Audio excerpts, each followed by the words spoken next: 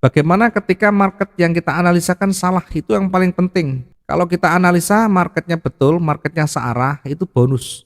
Sehingga sering saya sampaikan jangan cari analisa yang valid. Jangan cari analisa yang tepat. Jangan cari analisa yang akurat. Sekali lagi, dan ini tidak akan pernah ditemukan satupun. Ya, tidak ada.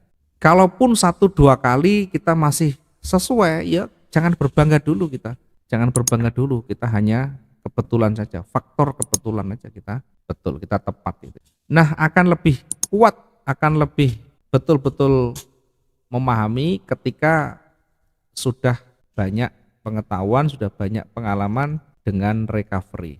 Recovery itu apa? Ya, recovery itu intinya manajemen keuangan kita, manajemen dana kita. Bagaimana ketika market ini berbalik, bagaimana ketika analisa kita itu salah, di mana kita meletakkan batasan resiko kita yang intinya bisa meminimalkan rugi kita. Maka perbanyak latihan dengan akun demo dulu ya. Kalau kita tidak mau demo ya pakai akun Sen. Praktekkan di sana, ikuti sistem trading yang biasa digunakan.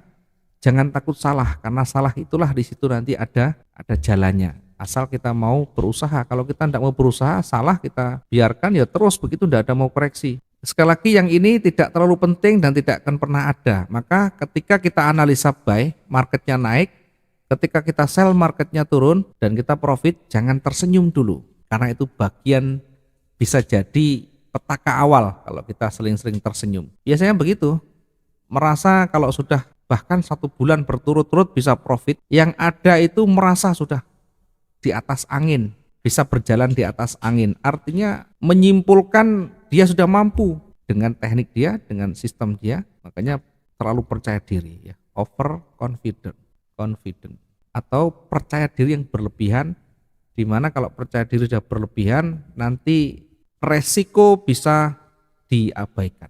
Ya, sekali lagi, kalau kita profit, kalau kita sesuai analisa kita, jangan tersenyum dulu ya. Anggap saja itu bonus. Jangan dicatat. Yang dicatat ketika salah analisa, marketnya berbalik. Analisa buy, marketnya turun. Nah, inilah tugas kita untuk melakukan recovery ini. Untuk melakukan recovery. Recovery banyak caranya. Saya akan coba untuk membahas satu persatu ya. Saya contohkan recovery yang pertama, yang paling gampang itu namanya cut loss. Ya, recovery yang paling gampang namanya cut loss. Cut loss, ini nomor 1. Contoh ilustrasinya begini ya. Saya analisa marketnya itu bergerak naik misalkan ya. Saya analisa marketnya bergerak turun. Ini analisa awal. Analisa awal dengan segala pertimbangannya, ini marketnya bergerak turun, sehingga saya mengambil posisi, kemudian ternyata bukan turun, tapi malah naik. Nah, ketika naik jangan panik. Biasanya kalau kita taruh entry kita, marketnya berbalik, langsung panas dingin, panik dan sebagainya. Karena dia tidak menguasai risk management, karena dia tidak siap. Kalau sudah bisa menari di atas market, maka dia sudah siap dengan skenarionya, dengan simulasinya. Salah satu contoh dari cut loss atau pembatasan resiko recovery yang paling cepat adalah cut loss. Begitu marketnya bergerak berbalik, ada batasan resiko yang kita sudah siapkan. Berapa ini? Yang tadi kita bahas antara 500 hingga 700 misalnya. Ada juga yang membatasi 700 sampai 800 sampai 1000 misalnya. Nah, boleh-boleh saja. Nah, saya menggunakan antara 500 sampai 700 batasan resiko kita. Sehingga ketika bergerak mendekati angka 500, maka di close paksa, ini namanya. Close posisi. Ini batasan resiko namanya. Apakah harus cut loss? Ya, lihat kondisi. Kalau kita tidak bisa monitor, ya namanya SL atau stop loss. Sehingga namanya stop loss itu bagian dari recovery, bagian dari batasan resiko. Ini tidak harus menggunakan stop loss, kita bisa dengan cut loss manual. Tergantung bagaimana kita nyaman. Kalau kita tidak nyaman dengan cut loss, ya kita gunakan SL bahasanya ya. Ya boleh-boleh saja. Yang penting ada batasan. Ini contoh kalau kita cut loss ya, kita paksa exit, kita paksa rugi, close rugi. Tetapi sekali lagi harus ada batasan toleransi kita. Bisa dengan menggunakan ini, bisa dengan menggunakan nanti area support resisten. Kalau di atas ada area resistennya nanti. Ya, macam-macam ya. Kita bisa dengan angka, bisa dengan melihat kondisi teknikalnya seperti apa. Saya menggunakan angka mempermudah saja, memancing kita paling tidak ada rabaan dulu. Ini adalah cut loss yang paling gampang. Sehingga jangan ditunggu sudah salah, bersikukuh, entar lagi turun, terus akhirnya enggak turun-turun. Bisa bergerak hingga ribuan ya. Bahkan minusnya tadi seperti yang saya contohkan tadi sudah lebih dari 20%. Kalau sudah seperti ini mau close juga nanti akan sayang. Mau di close berat karena merasa uangnya habis banyak karena dia tidak menerapkan risk management di awal, salah di awalnya. Ya terbiasa dengan begitu, mungkin terbiasa dengan teman-temannya yang menyampaikan kalau nanti masih merah tunggu saja sampai biru. Celakanya yang memberi petunjuk tidak paham sehingga tambah kacau. Kemudian yang kedua, risk management atau recovery yang kedua itu namanya switch atau switching. Recovery yang kedua namanya switching. Switching ini mengganti posisi pertama ini di close, kemudian ditambah baru. Contoh misalnya, saya ilustrasikan pasarnya sekarang saya analisa dia akan turun, maka saya ambil posisi sell di sini. Kemudian ternyata di dalam perjalanannya itu marketnya tidak turun malah naik, ini malah naik. Batas toleransi yang sudah kita siapkan adalah 500 misalnya ini ya, ini contohnya 500 pergerakan, 500 pip ya misalnya. Maka kita bisa menggunakan switching untuk mengcover atau melakukan recovery. Contohnya begini, ini posisinya ketika sudah 500, yang sell-nya ini di close, kemudian kita masuk posisi buy di area yang mendekati sama. Artinya kita anggap ini contoh ilustrasinya berada di area ini. Close posisi sell, kemudian masuk posisi buy mengikuti kondisi trennya. Nah, nanti targetnya berapa? Targetnya ya 500, 600 atau 600 boleh. Minimal ketika dia bergerak 500, paling tidak bisa menutup kerugian di sini. Yang ini minus 500, ini plus 500. Jadi 0. Sehingga bisa meminimalkan kerugian. Ini namanya recovery. Bukan kita tunggu terus, begitu naik kita tidak melakukan tindakan terus kita tunggu. Namanya tidak menerapkan risk management. Tidak paham dengan manajemen risiko. Yang ada di kepalanya hanyalah profit, yang hanya profit. Apalagi membaca di sana sini masih turun, mau turun tanpa melihat kondisi real time-nya. Oke, ini namanya switching, mengganti posisi. Nah, yang ketiga yang lebih ekstrim namanya averaging. Yang lebih ekstrim namanya averaging. Yang ketiga averaging.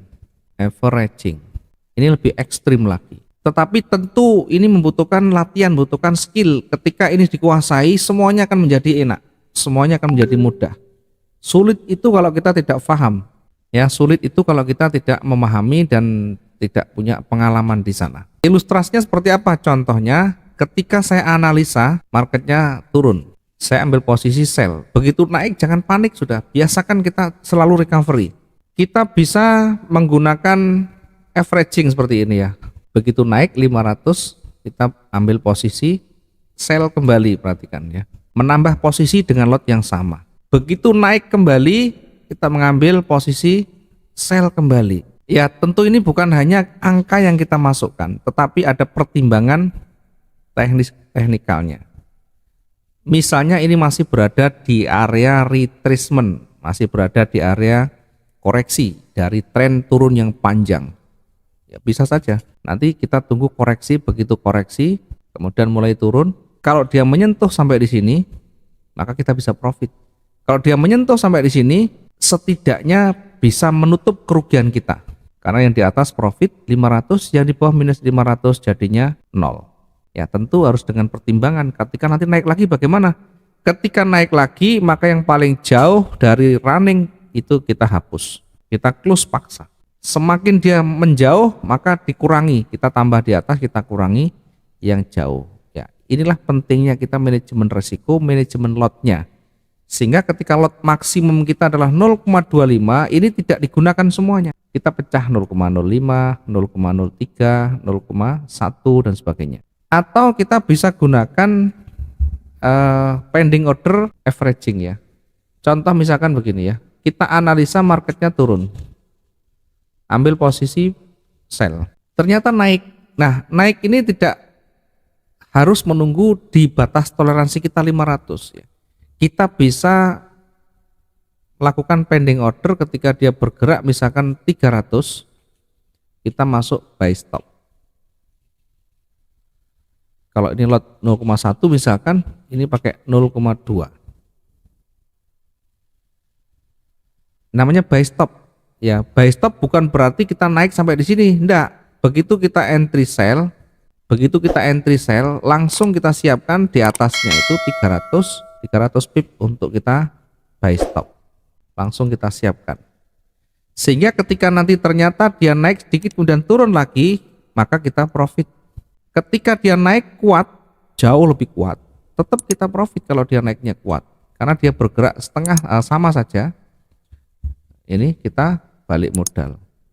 Kalau dia naik terlalu cukup jauh, maka kita tentu profit karena buy stopnya dengan langkah yang lebih besar, sell-nya dengan lebih kecil. Bagaimana ketika mantul-mantul ya, biasa pertanyaan begitu. Skenario yang selalu disampaikan, tidak praktek dulu tapi skenario dulu ya. Biasanya begitu, belum apa-apa, belum mencoba sudah bagaimana gitu. Karena dia betul-betul tidak belajar. Ya, ada nanti batasan lain ketika nanti menyentuh kemudian turun lagi, ya kita kembali ke teknikannya. Dia arahnya dominan kemana? Kalau belum jelas biarkan aja dulu. Toh juga nanti ketika turun masih ada tahanan, maka perlu namanya risk management. Lotnya selalu kita jaga di sana. Batasi maksimum kerugian itu adalah 20% modal maksimum. Ya, ini nanti kita bisa praktek sambil jalan ya. Berikutnya yang averaging yang paling ekstrim lagi, namanya Marti atau martingale. Marti itu betul-betul saya tidak rekomendasi ya, kalau misalkan betul tidak menguasai medan, tidak menguasai tekniknya, akan betul-betul sangat membahayakan. Contohnya misalkan analisanya turun, kita ambil posisi sell, kemudian ternyata marketnya naik, nah kita ambil sellnya kembali berapa, di 500 misalkan. Nah sekarang dari lot 1 kita naikkan jadi lot 2, ternyata naik lagi, kita masuk sell lagi dengan lot lebih besar lagi. Ya tentu ini pertimbangannya harus matang berkaitan dengan ketahanan.